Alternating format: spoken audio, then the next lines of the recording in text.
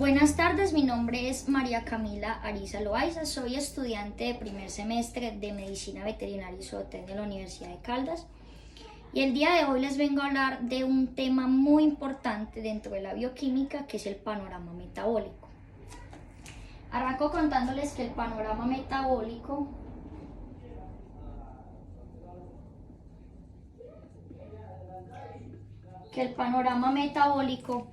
es ese esquema, es decir, es un esquema que se presenta para nosotros comprender las principales vías del metabolismo.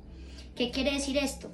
Que a partir de esos sistemas, de esos sistemas y de esas rutas metabólicas que se presentan dentro del metabolismo, nosotros encontramos que este panorama cumple parte fundamental, o es una parte fundamental dentro de estos procesos. ¿Por qué? Porque tiene unas rutas que llevan a la obtención de unas macromoléculas, y que las macromoléculas son esas moléculas pequeñas que se forman a partir de energía para formar moléculas mucho más grandes, y que dentro de este panorama encontramos las macromoléculas,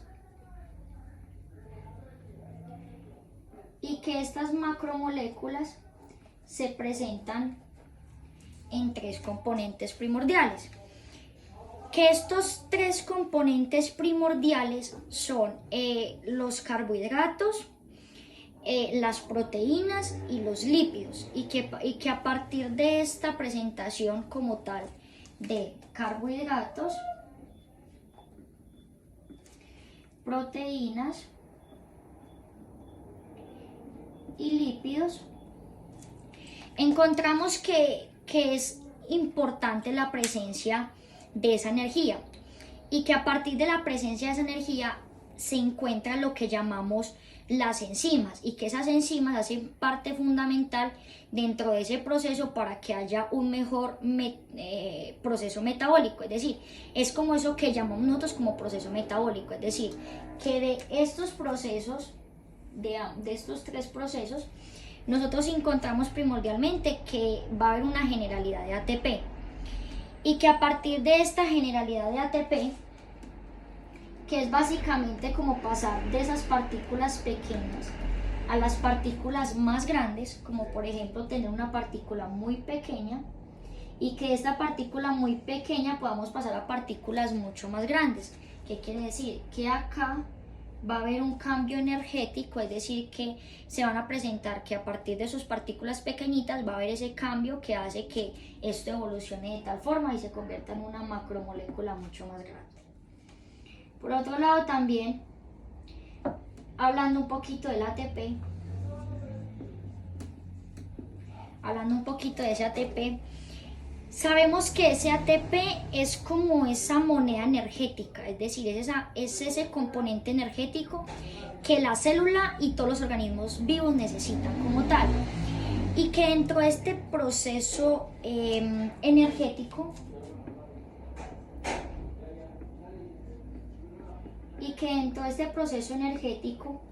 nosotros encontramos que este ATP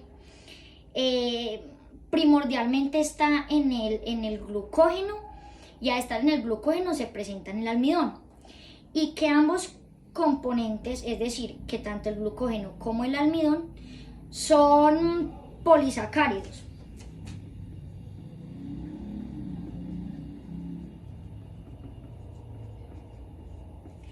¿Cierto? Y que al ser polisacáridos, lo que quiero decir es que están como unidos a muchas, están unidos y hacen parte y tienen muchas unidades, es decir, tienen muchos componentes pequeños, y que a partir de todos esos componentes pequeños se va a ir formando esa macromolécula, es decir, va a haber la formación como tal de la macromolécula.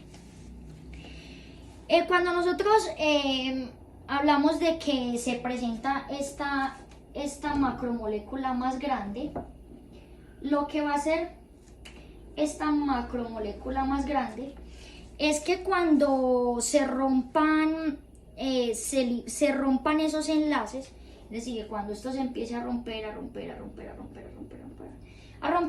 lo que hace es que se va a empezar a liberar ATP, es decir, que va a empezar a liberarse ATP. es decir, como esa energía empieza a liberarse y a liberarse y a liberarse. Bueno, ahora sí, para entrar en materia, arrancamos hablando de los carbohidratos. Que estos carbohidratos,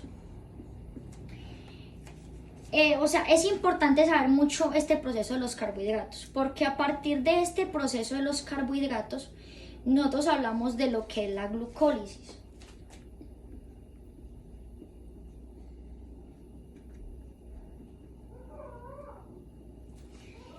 Y que a partir de la conformación como tal de esta glucólisis, lo que hace es que se va a llevar, o sea, lo que hace la glucólisis es llevar a cabo un proceso para la obtención de ATP. Entonces acá va a ser obtener ATP.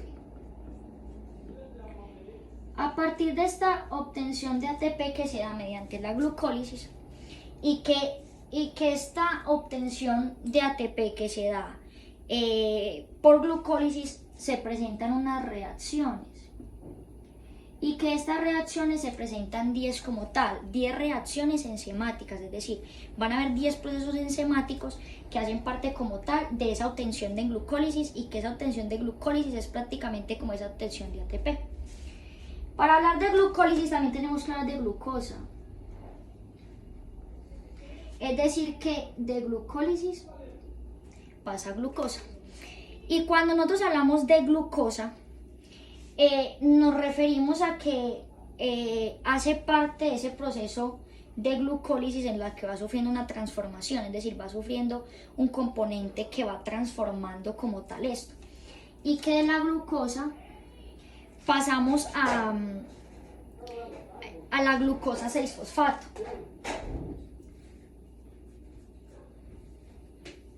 Entendemos que la P significa fosfato. Entonces, que a partir de acá, a partir de ese proceso que sufre como tal la glucosa, al pasar a glucosa 6-fosfato, lo que se va a hacer es que se va a consumir un fosfato, ¿cierto? Y que a partir del consumo como tal, de este fosfato, de esta glucosa 6-fosfato, esto se va a presentar mediante una enzima, es decir, que en este proceso se presenta esa enzima, que es esa enzima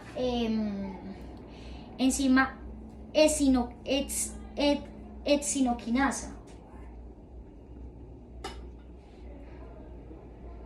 Y que a partir de esta enzima epsinoquinasa es que se presenta ese consumo como tal, y que a partir de ese consumo esta enzima se encuentra en el hígado y se encuentra en el páncreas, ¿cierto?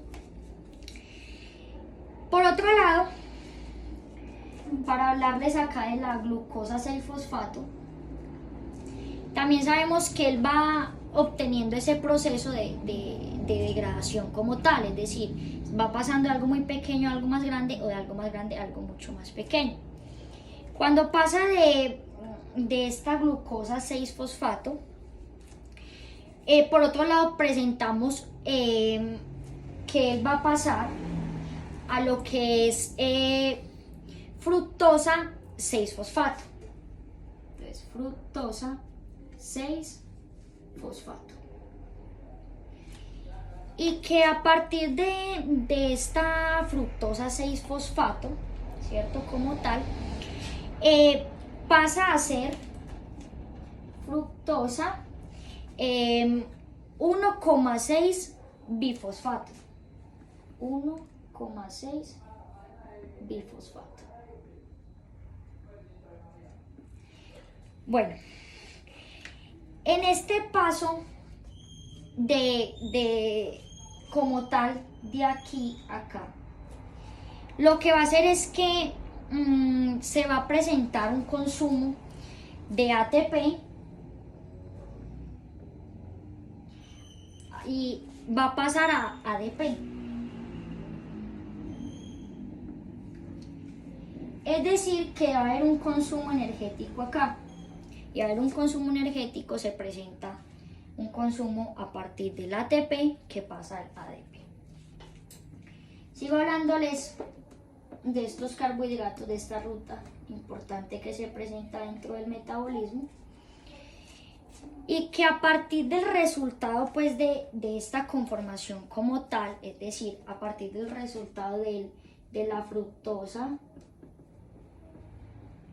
1,6 bifosfato, encontramos como resultado la fosfoquinasa 1, la fosfotruquinasa 1. Es decir, que dentro de retomar como tal este nivel de fructosa, lo que nosotros hacemos es que a partir de esto haya como de nuevo se retome como tal este proceso, es decir, que cuando inicie, termine, y que cuando termine vuelva y arranque, que siempre se maneje como ese mismo proceso. Que dentro de estos procesos se dividen en dos muy importantes.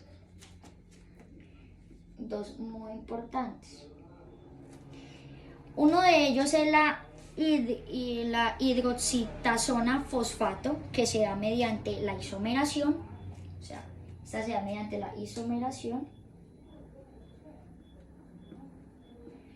Y la otra es el gliceraldehído 3-fosfato.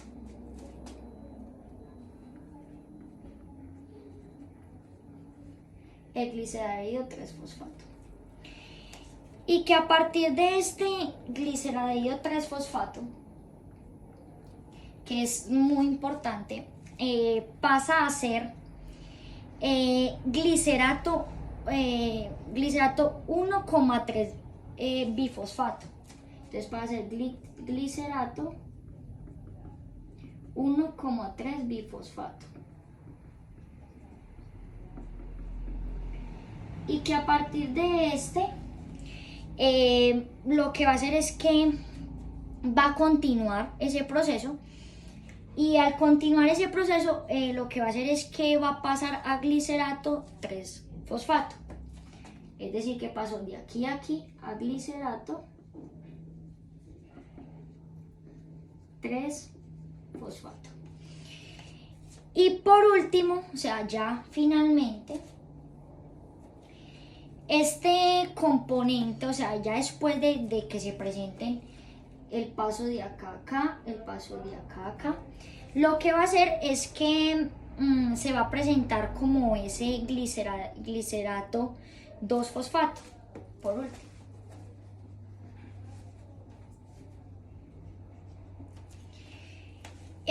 Finalmente, cuando llegamos a este glicerato 2-fosfato, llegamos a una parte primordial dentro de este componente, que ya nos estamos acercando al piruvato como tal, que es a donde queremos llegar, que es como ese fosfoeroipiruvato. Fosfoeroipiruvato. Y que a partir de este fosfoeroipiruvato llegamos al piruvato. Es decir, a la parte donde queríamos llegar, primordialmente a la parte que queríamos llegar. Por otro lado, cuando nosotros presentamos estos componentes y este proceso, lo que va a hacer es que va a haber un consumo, ¿cierto? Es decir, cuando pase de fosfoeroipiruvato al piruvato como tal, lo que va a pasar es que va a haber un consumo, y que este consumo va a pasar de ADP a ATP. Es al contrario de lo que estamos hablando ahora como tal. Y que de este componente que nosotros nombrábamos como ese piruvato, y que a partir de esto se presenta como ese componente que hace que haya un cambio energético, se va a presentar una enzima, y que esta enzima se va a llamar piruvatoquinasa, que esta piruvato quinasa es esa enzima primordial que se presenta dentro de estos procesos.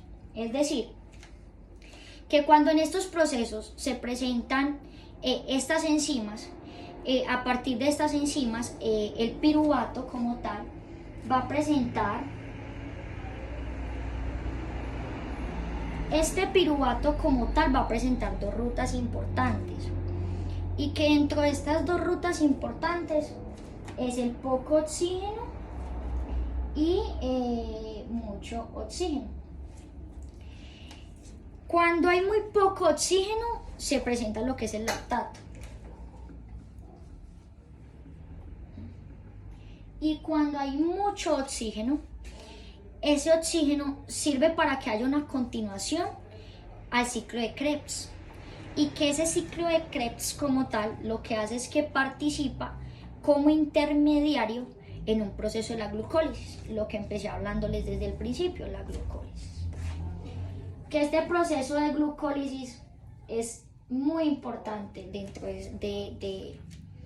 dentro de como tal de los carbohidratos, en donde nosotros finalmente, cuando llegamos a ese proceso final de la glucólisis, de todo ese proceso de glucólisis, se presenta lo que es el piruvato deshidrogenasa. Que este piruvato deshidrogenasa es como prácticamente ese componente que se presenta a partir de esas enzimas, y que a partir de este piruvato deshidrogenasa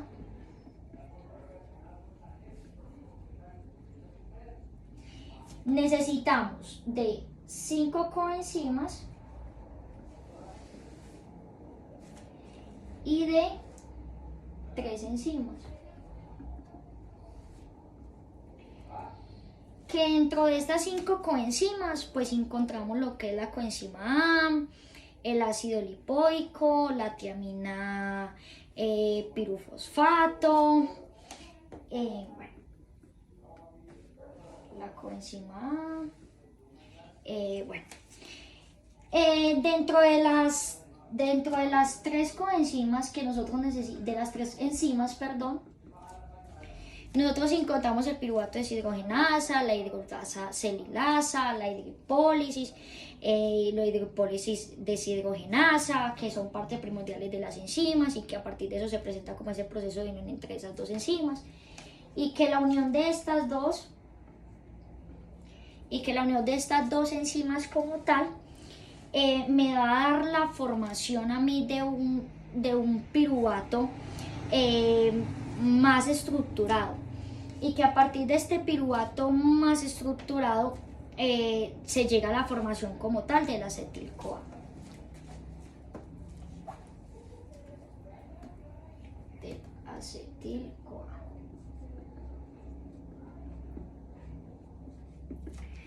Bueno, y que este acetil-CoA toma primordialmente dos rutas muy importantes. Que a partir de estas rutas importantes que se presentan en ese proceso del acetil, encontramos lo que les nombraba ahora. Cuando hay mucho ATP,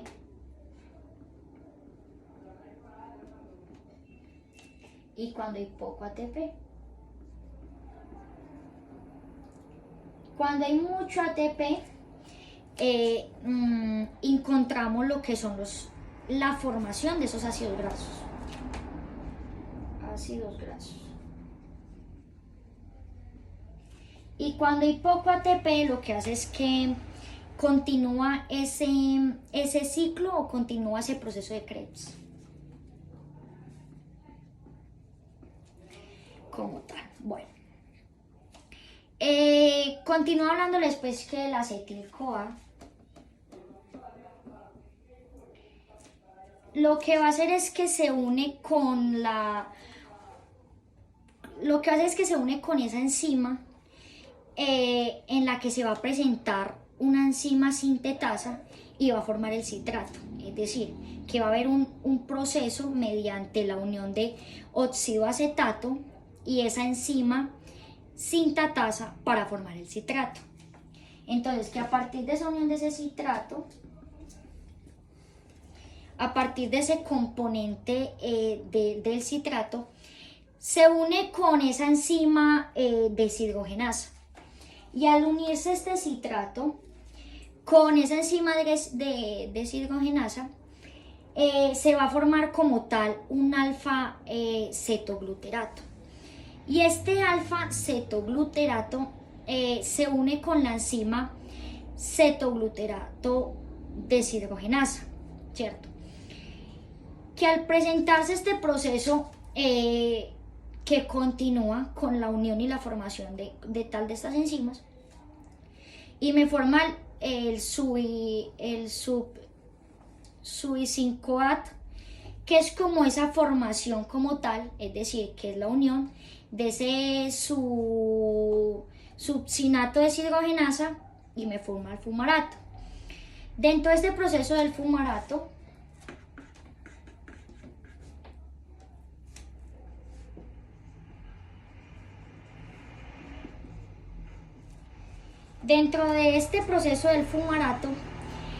lo que va a hacer es que se va a unir a la fumarasa.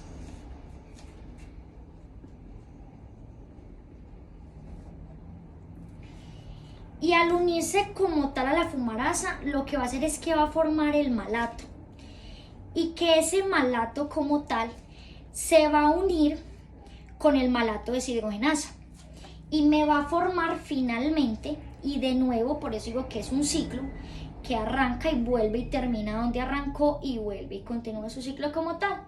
Entonces al juntarse el fumarato con la fumarasa, me forma el malato como tal. Ese malato se une con el malato deshidrogenasa y ese malato deshidrogenasa lo que va a hacer es que va a volver de nuevo a la al oxidoacetato. Cuando regresa de nuevo al oxidoacetato, es decir, que lo que les decía, al ser un ciclo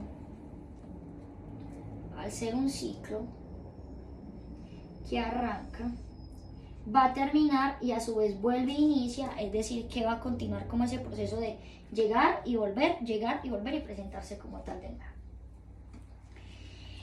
A su vez, como todo este proceso presenta ese componente de que al presentarse como tal vuelve y se repite de nuevo lo que nosotros llamamos como ese piruvato, es decir, recuperar de nuevo, llegar de nuevo a eso.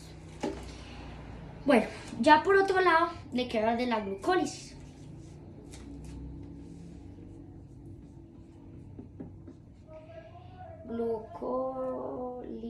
Sí, perdón, así es. Lo que va a pasar con la glucólisis es que pasa a la glucosa y después de pasar a la glucosa va a pasar al piruvato.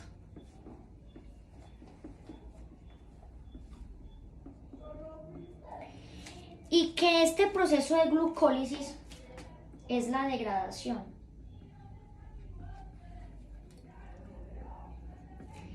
Esta degradación es la degradación de la glucosa, es decir, la glucólisis es la degradación de la glucosa. Por otro lado,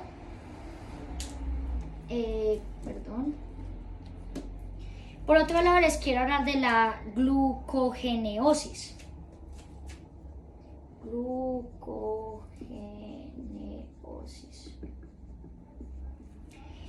Esta glucogeneosis es lo inverso a lo que les estaba hablando anteriormente. ¿Por qué? Porque acá lo que va a suceder es que va a haber la formación de esa nueva glucosa, es decir, es lo contrario a la glucólisis. En la glucólisis hablamos como la degradación, de esa degradación que existía. En la glucogeneosis hablamos es de la nueva renovación de esa glucosa, es decir, la formación nuevamente de esa glucosa. Al ser esto como tal inverso, es decir, cuando nosotros estamos en estos procesos, lo que buscamos finalmente es terminar de nuevo ese ciclo. Y al terminar de nuevo ese ciclo, lo que va a pasar es que, va a empezar en piruvato. Es un ciclo que va a empezar en piruvato y va a terminar en glucosa. Y al esto terminar en glucosa, lo que va a hacer es que se va a presentar como esa unión, como tal, de esas enzimas. Al unirse esta unión, o sea, al presentarse esta unión de estas enzimas, se va a presentar la formación del óxido acetato, que era lo que les nombraba anteriormente. Que este proceso de óxido acetato se va a unir a una enzima, que es una enzima fosfonol piruvato sintetasa, y que va a formar, perdón, es el fosfonol piruvato. Es decir, todo es un ciclo que continúa, y que a partir de esa nueva composición o formación, este fosfonol piruvato se va a devolver y va a formar el 2-fosfoglicerato, es decir, ya finalmente se forma el fosfo-2-glicerato. También les cuento que el exceso de esta glucosa, es decir, cuando se presenta un exceso de glucosa en la sangre, lo que va a hacer es que se va a activar una ruta metabólica, o se va a activar lo que llamamos como insulina. Que la insulina es como ese proceso en donde hay un exceso de glucosa en la sangre. Al haber un exceso de glucosa en la sangre, lo que va a pasar es que esa insulina se va a activar, y al activarse va a estimular de tal manera que lo que va a hacer es que va a ser ese componente que despierte y diga: se está presentando mucha glucosa en la sangre.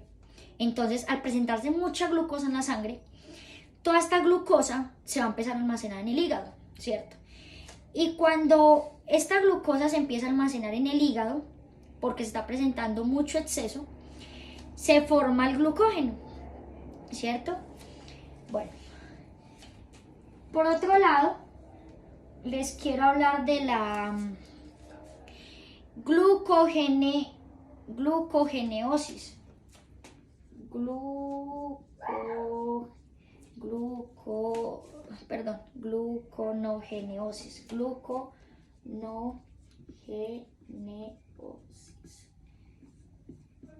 En este proceso, básicamente es como juntar todos los procesos que venimos nombrando anteriormente. Es decir, que este componente de glucogeneosis va a empezar en la glucosa y va a terminar en el glucógeno. Va a empezar en la glucosa y va a terminar en el glucógeno. Inicia acá y termina acá.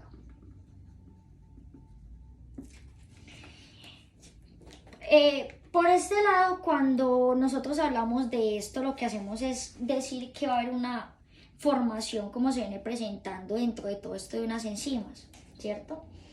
Y que al presentarse esta formación como tal de estas enzimas, esta glucosa se une con la glucosa se une con la glucogenasa. Y de la unión de esta glucogenasa se une la glucosa 6-fosfato. De esta unión de glucosa 6-fosfato se forma la glucosa 6-fosfato. Y que a partir de esta glucosa 6-fosfato llegamos finalmente, después de glucosa 6-fosfato, llegamos a la glucosa 1-fosfato. Cuando llegamos a esta glucosa 1-fosfato, se va a presentar de nuevo una unión, y que esta unión me va a dar como resultado la uridina bifosfatoglucosa. Glucosa, sí. Y que a partir de este componente que ya me generó la uridina bifosfatoglucosa, esta uridina bifosfatoglucosa se une con una enzima de glucógeno sintetasa. Es decir, que cuando se presenta esa unión de nuevo, es decir, como ese ciclo que continúa como tal, llegamos de nuevo al glucógeno sintetasa. Cuando ya se conforman como tal esta glucosa, estos componentes, lo que va a pasar es que a raíz de esa formación de esos enlaces van a hacer que hayan como tal formación de enlaces, y al haber esa formación de esos enlaces se van a llamar glucosídricos alfa 1.4, y que estos glucosídricos alfa 1.4, es decir, estas enzimas ramificadoras, se van a unir como tal, y al presentarse esa enzima ramificadora se van a formar unos enlaces glucosídricos alfa 1.6. Es decir, que este proceso continúa, y cuando se presenta como tal esa ruta que hace que todo continúe, llegamos finalmente a la glucosídricos alfa 1.6. Ya como tal, estos últimos enlaces que se presentan de toda la conformación como tal que hubo, va a llegar de nuevo, y vamos a llegar de nuevo al glucógeno. Es decir, esa ruta va a llegar de nuevo al glucógeno. Arrancó en un lado, finalizó en el otro, como les decía inicialmente, arrancó en glucosa y terminó en glucógeno. Bueno, sigamos hablando de lo que es otra de estas rutas importantes. Que dentro de estas rutas importantes encontramos la glucogenosis, glucogenólisis. Y que esta ruta de glucogenólisis ya no empieza en la glucosa y termina en el glucógeno, sino que empieza en el glucógeno y termina en la glucosa. El glucógeno y termina en la glucosa. Inicia y termina.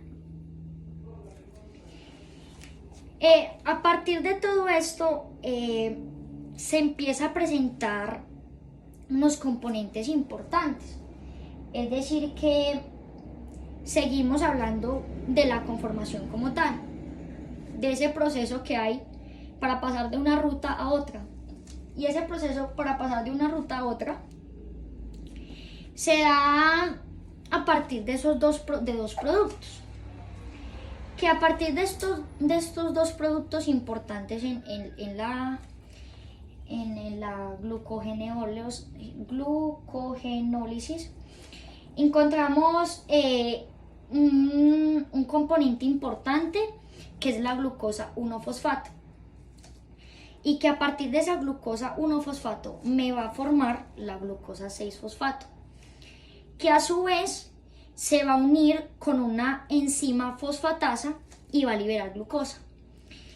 Que cuando estos enlaces me liberan esa glucosa, es decir, que se van a presentar unos enlaces glucosídricos 1.6 de los que hablaba anteriormente, y que al presentarse esto se va a presentar esa enzima ramificadora, y que esta enzima ramificadora se va a dañar a partir de esos enlaces, y que cuando se daña a partir de esos enlaces, es decir, cuando llega ese proceso en donde se dañan, lo que va a pasar es que se va a formar,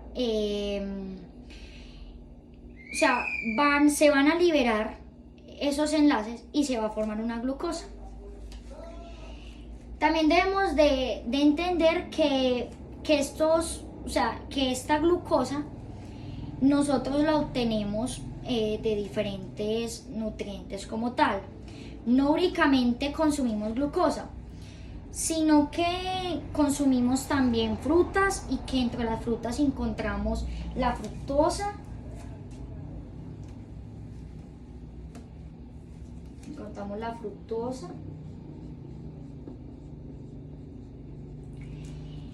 que es cuando consumimos frutas, es decir, a partir de esas frutas. Y por otro lado obtenemos la lactosa, ¿cierto? Voy a poner acá, pero les quiero explicar la fructuosa. Bueno, a partir de la fructuosa, es decir, ese proceso que nosotros encontramos como tal, es importante saber que tanto la fructosa como la galactosa son importantes dentro de ese proceso del metabolismo. Y que al ser importantes dentro de ese proceso del metabolismo, la fructosa pasa a ser fructosa 1-fosfato,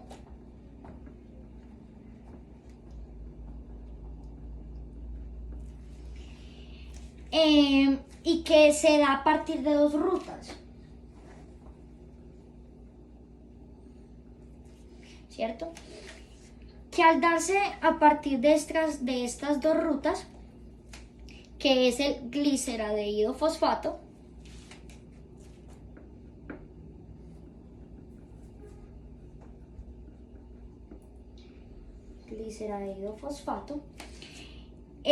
y por otro lado es la hidroxina acetato fosfato.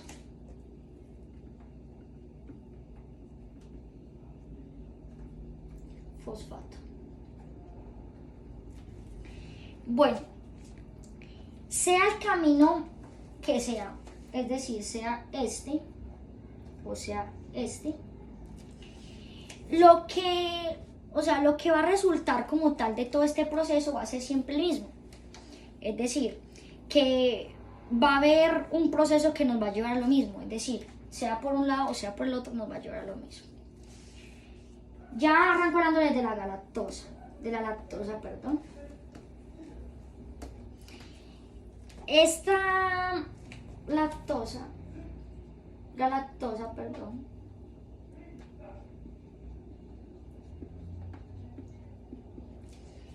A ver, esta galactosa va a sufrir también como tal ese proceso de formación. Es decir, se va a presentar que él va a presentar, o sea, constantemente se va a tener que estar formando a partir de otras para cumplir como tal ese proceso. Bueno, lo que hace la galactosa es que me va a formar lo que es la galactosa, o sea, lo que va a hacer es que va a formar ese compuesto de galactosa. Y que a partir de esto se va a formar un fosfato. Y que este fosfato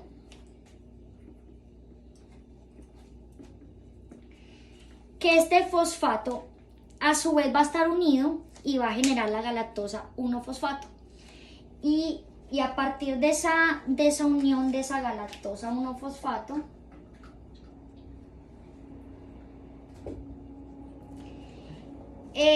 se va a presentar que finalmente se va a unir lo que es la uridina difosfato galactosa. Finalmente la uridina difosfato galactosa. Bueno, esta uridina difosfato galactosa, glucosa, va a estar como unida y va a seguir ese proceso. Y esta uridina difosfato galactosa va a estar primordialmente, y es lo que mencionamos anteriormente, como la glucogeneosis. Y este proceso de glucogeneólisis es muy importante porque a partir de esto nosotros podemos hablar de 2 rutas, que son las peptosas.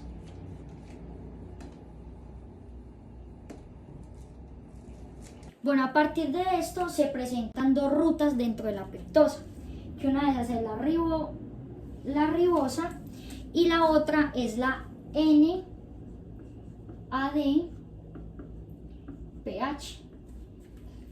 Que dentro de esta NADPH, es decir, a partir de esta unión, lo que va a hacer, tanto de acá para acá, es que se van a formar unos nucleótidos, es decir, va a haber una unión de nucleótidos como tal, y que a partir de esta unión de nucleótidos se van a formar nucleótidos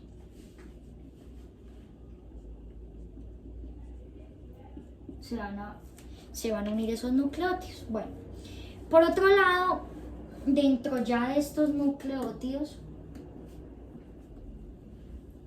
aquí de estos nucleótidos, es lo que vamos a conocer nosotros como el DNA y el RNA, ¿cierto? Estos componentes de nucleótidos, o sea, estas rutas, básicamente, lo que van a hacer es que van a presentar una base oxidativa, ¿cierto? Y una base no oxidativa. Entonces, oxidativa y no oxidativa. Que a partir de estos componentes de oxidación y de no oxidación, es decir, encontramos acá en la oxidativa, encontramos la glucosa, y que a partir de esta glucosa se va a presentar esa enzima que les nombraba cuando recién empecé a hablarles de glucólisis, que es la hexoquinasa, y que a partir de esa enzima llamada hexoquinasa, lo que se va a formar es la glucosa 6-fosfato. Finalmente llegamos a glucosa 6-fosfato. Ya acá en este proceso de no oxidación, lo que va a hacer es que se va a tomar, o sea, se va a tomar como tal la ribosa 5-fosfato. Aquí es únicamente ribosa 5-fosfato. Bueno, continúo también diciéndoles que, o sea, con este proceso de los componentes oxidativa y no oxidativa, termino lo que son el metabolismo de los carbohidratos, para empezar a hablarles de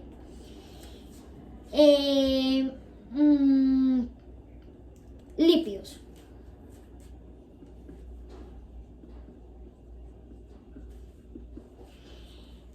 Que a partir de estos lípidos, o sea, este proceso metabólico de los lípidos, cuando nosotros hablamos de los procesos metabólicos de los lípidos, estamos hablando de la síntesis, que hay de esos lípidos y que podemos llamar lipogeneosis. Que esta lipogeneosis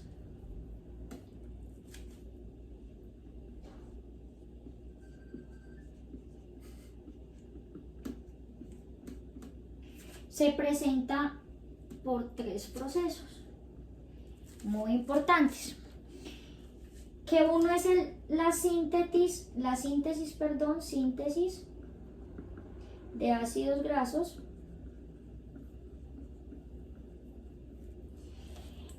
Otra es la síntesis de trigliceratos.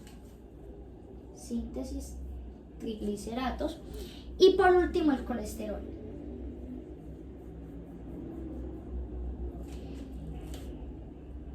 Por otro lado, finalizando con el colesterol,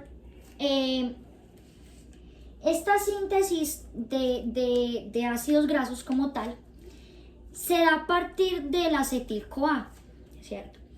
Y a partir de este acetil-CoA lo que va a hacer es que se van a presentar unas reacciones, y lo que van a hacer estas reacciones es que me va a formar lo que es el malonil-CoAT, y que este malonil-CoAT se va a unir a una enzima sintetasa de ácidos grasos, es decir, ácidos grasos, una enzima sintetasa de ácidos grasos, y al unirse a esos ácidos grasos, finalmente voy a llegar a lo que es el acetil-CoA.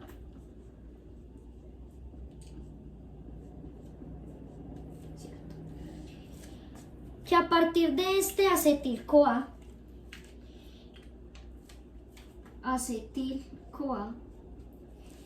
se define como esos ácidos grasos activos. Es decir, que a partir de la conformación del acetil-CoA llego a un ácido graso activo.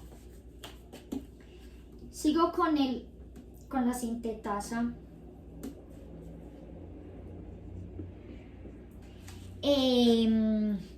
triagliceratos. Esta sintetasa es lo que se encuentra primordialmente, mencionamos anteriormente, como la fructosa, ¿cierto? Y que esta fructosa se da a partir de la hidroxiazonata fosfatasa, y que a partir de esto va a sufrir una reacción, y que esta reacción va a ser de glicerol 3-fosfato sintetasa, y que esta unión como tal del glicerato 3-fosfato sintetasa me va a formar en última instancia el glicerol 3-fosfato. Que esta unión de este glicerol 3-fosfato finalmente ya sería el último proceso que se presenta. Ya por otro lado, cuando hablamos del colesterol, sabemos que, entendemos que el colesterol se da a partir de la unión de 2 acetil-CoA, y que a partir de estos 2 acetil-CoA se va a presentar o va a haber un resultado final que es el acetoacetil-CoA, y que a partir de esta unión de acetoacetil-CoA últimamente se le une en tercera instancia de nuevo un acetil-CoA, y de estos 3 acetil-CoA finalmente llegamos al último proceso que recibirá el nombre de hidroximetil-CoA, es decir, ya como última instancia. Por otro lado, sabemos que a partir del colesterol se presentan varias vías en donde finalmente, como en todos los casos, al presentarse un ciclo, lo que va a hacer es que al presentarse en esas últimas vías va a regresar de nuevo al colesterol. Bueno, hablando de por otro lado les quiero hablar de la lipólisis.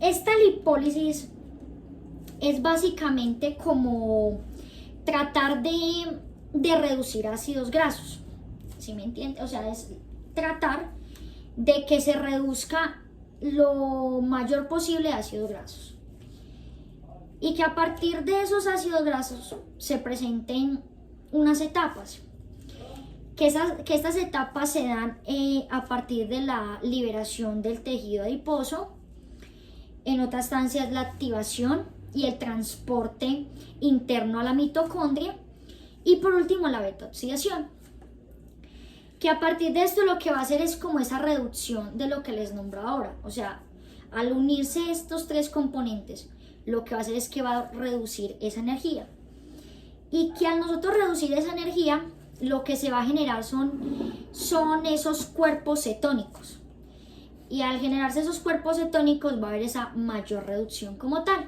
¿cierto? Continúo hablándoles de la lipólisis. Ya finalizando con la lipólisis, continúo con lo que es o sea, debemos de saber que primordialmente en este proceso es un componente esencial, es decir, que se va a presentar, que nosotros vamos a poder saber que a partir de esos procesos simultáneos, uno de ellos va a predominar, y que al predominar lo que va a hacer es que se va a presentar un metabolismo en el tejido adiposo, y que al presentarse este componente en el metabolismo adiposo va a haber una mayor dirección como tal, y al haber una mayor dirección como tal vamos a presentar mayores componentes dentro de este proceso. Otro de esos procesos de los que le quiero hablar es la lipogénesis.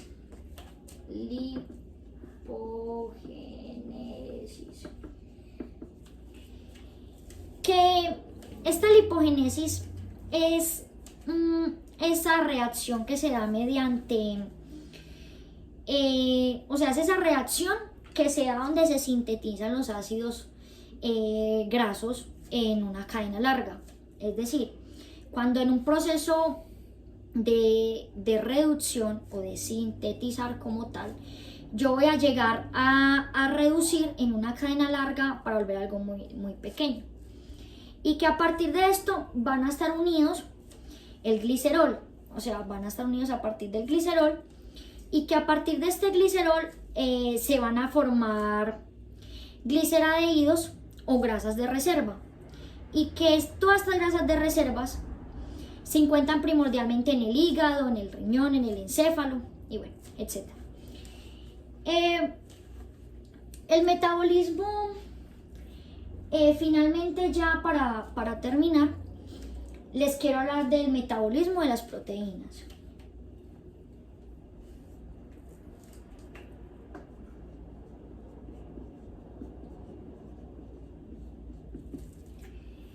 Y que dentro de este metabolismo de las proteínas, lo que sucede es que esto hace referencia a los procesos del sistema, a los procesos de síntesis de las proteínas y los aminoácidos.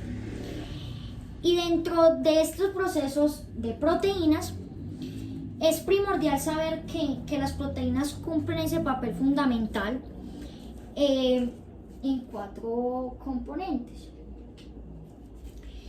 Que dentro de esos 4 componentes, la síntesis, uno de los primordiales es la síntesis de los aminoácidos, otra es la síntesis del ARN, otra es la transcripción genética y finalmente la traducción genética. Que a partir de estas proteínas también debemos de hablar del anabolismo proteico que tienen estas proteínas, que es como ese proceso mediante el cual las proteínas forman esos aminoácidos, y que la formación de esos aminoácidos lo que va a hacer es que se presente una degradación, y que al presentarse esta degradación se va a presentar un catabolismo, y que este catabolismo nosotros lo transformamos de nuevo, que va a ser como ese proceso de los aminoácidos, y que finalmente se le llama proteólisis, que es finalmente el proceso que tenemos. También dentro de estas proteínas sabemos que estas proteínas comienzan en el estómago y que están distribuidas prácticamente en unas enzimas, y que todas estas enzimas son llamadas pepsinas, llamadas enzimas pepsinas, ¿cierto? Y que a partir de esto va a haber una transformación del duodeno, y que ese duodeno se complementa como tal con las proteínas.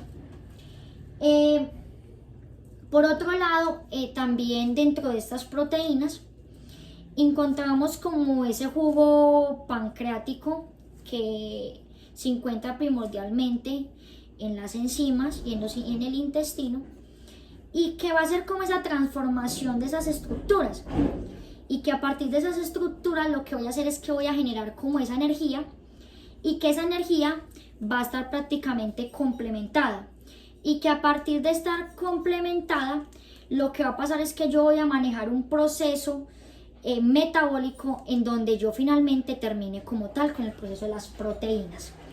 Siguiendo con esto, les quiero hablar después de las proteínas, les quiero hablar de lo que es el ciclo de la urea. Que este ciclo de la urea, que es con lo que termino,